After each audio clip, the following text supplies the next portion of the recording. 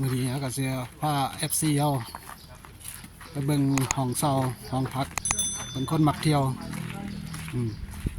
ป้าก็ออกไปเบิ่งอยู่ข้างนี่แหละใกล้ๆละกระเป๋าซัก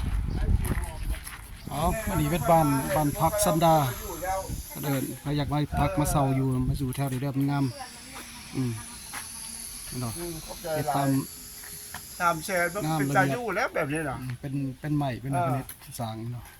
รวดลายอันนี้เป็นบ้านพักซันดาพุ่นน่ะ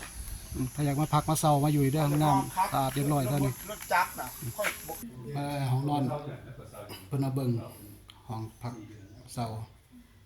มันก็สะอาดเรียบร้อยเด้งามมีห้องแถวซื้อที่ห้องน้ำนี่ตู้เย็น3 แสนเลยตู้เย็นตู้ในห้องน้ำมันก็สะอาดเรียบร้อยห้องน้ำใหญ่เลย Big restroom ก็ค่อยขับได้คนไปทั่วสิคือมื้อนึง300,000ค่อยขับรถง่ายบาดเดี๋ยวนี้รถง่ายค่าน้ำมันยากงาม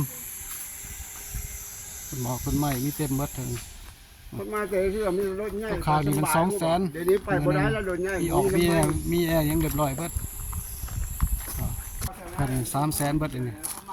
มันเป็นตูบหนึ่งมี2ห้องงามสะอาดกว้างห้องน้ำก็ใหญ่ใหญ่เนาะงามสะอาด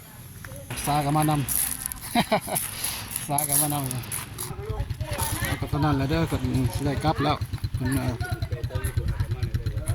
เตรียมของมาสิมาอยู่เมื่อไรกับโบเอาขอบคุณหลาย